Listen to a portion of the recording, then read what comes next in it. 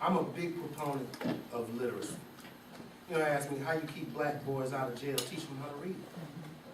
It's not rocket science. All this stuff exists out in this world. It's not hidden. If you go do a Google search on how to teach my child to read, there are 30 programs that will assess and give training modules. I mean, there are things out there that we just aren't taking advantage of. Right. I really want to address the sister and say, what can we do? And I'll tell you, as parents and as advocates of education, what we can do is get mad. Mm-hmm. Now, I don't expect everybody to be fanatical as I am or other people are, but understand this, black kids in this city can't read. Mm-hmm. That's a fact. This parish sends more black boys to prison, only second behind East Baton Rouge Parish. Nobody says anything. Now, at the Education Trust in D.C., they in a panic over it. People like Dr. Fuller, they know the truth. But we sitting right here in this city, we don't do anything. I've worked in cattle schools. I've been guilty of some of the same stuff. I'm so fanatical about it, I had to quit my job. I had to quit a public school job. I had a defined benefit job. I knew exactly how much I was going to make 15 years from now. A black man, a counselor. Even voted me the counselor of the year. And I was probably the worst counselor because I was guilty of putting some of these same kids in these classrooms that I would never allow my kid to go in. I wouldn't do it. And there are other people like me who are in this public system who can be honest about that. Brother Cooper, I can be honest about that now. I couldn't have said that last year. You know? But what we need to do is we need to get angry. The state of affairs in Caddo Parish and Shreveport is abysmal. Until we can look at each other and look at our pastors and our leaders and say, there is a problem. Until we can honestly say that. I don't mind telling Theron Jackson that. Theron Jackson has a voice with a multitude of people. You understand what I'm saying? I mean, you got reverends in here that represent Motown, Queensboro, all over the city. We got the black press in here. You know, when are we going to get to the point, black people in Shreveport, where we say, enough is enough? Right. Enough is enough. I will say it again. Black boys and black girls in this city cannot read. They cannot read. As a middle school counselor, I've looked at 8th grade LEAP. I've been site test coordinator for the 8th grade LEAP. You know how heavy it is when you have to go to sleep at night knowing that you're contributing to the future, that you're going to have your kids in this city and you don't want them to be a part of? That's a hard fact to live with. But I shouldn't be the only person that feels that. And again, you don't have to do all these radical things. Black kids can't read. Go to your pastor, go to your friends, help some kids read. Right. As a middle school counselor, this was shocking. I'd have parents in my, and I'm not an advocate of blaming the parents, but yeah, black parents, we need to check ourselves. Right. You know, I've had parents in my office and I've had to say, well, ma'am, they don't understand why their child is not doing, you know, why we have all this concern about their child. Have you heard them read? Mm-hmm. Middle school parents, I don't know when the last time I heard them read. That's a problem.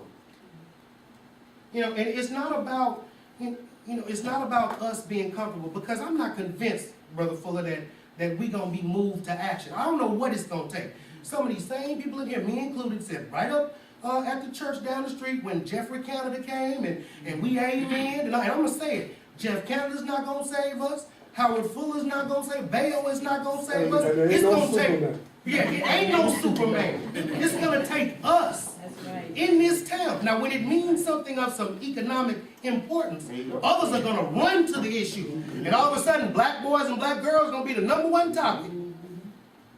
But right now, when the situation is so dire, I mean, I got a 2-year-old son that I got to look at every day. I'm not confident that Caddo is going to educate him so he can even get into Morehouse College and continue my legacy.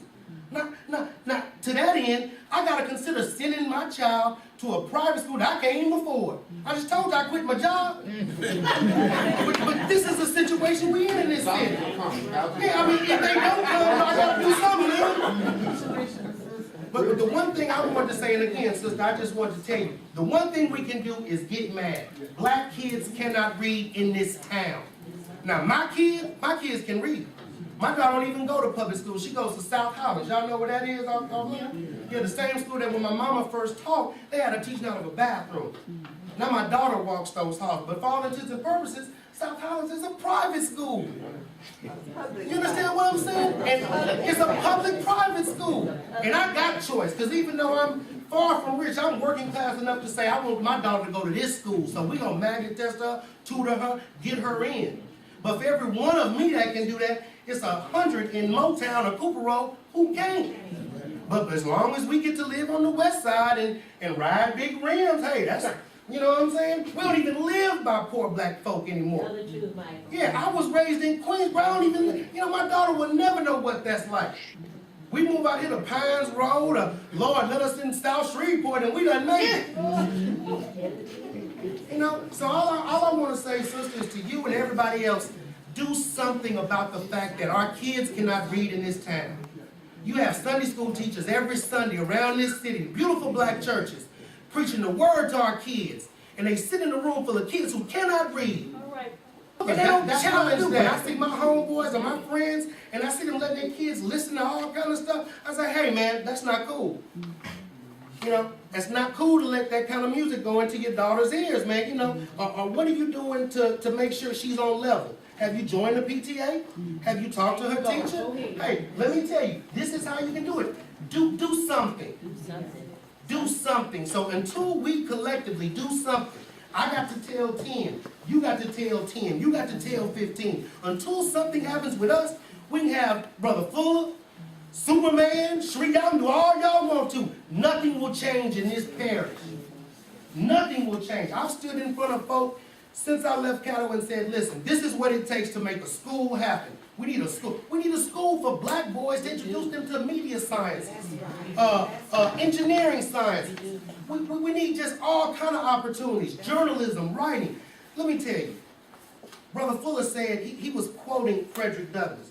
Frederick Douglass said something that just, in his autobiography, he said, until I learned how to read, I thought that God intended for me to be a slave.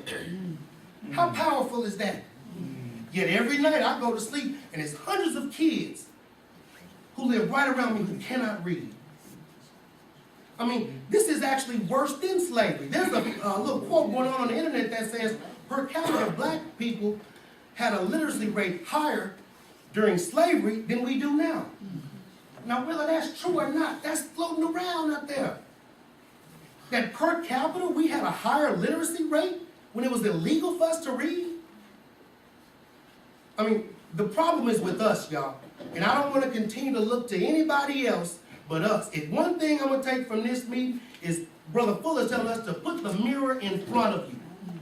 Because he's going to leave and go back to Wisconsin. I ain't going nowhere. I'm going to see y'all on Juella. I'm going to see you in Walmart. I'm going to be at Super One getting greens, 3 bushels for $4. I'm going to see you. So this is our town, and until we start acting like it, and we start really acting like these kids, these children are our most precious asset, we're going to have this meeting 10 years from now. And I'm going to be sitting back there a little more bald, hopefully a little thinner, not a little fatter, but I'm just going to be shaking my head like, wow. You know, and I don't want that to happen. So I'm sorry for being long-winded. I'm not a preacher or a politician, but I had to get that off my heart.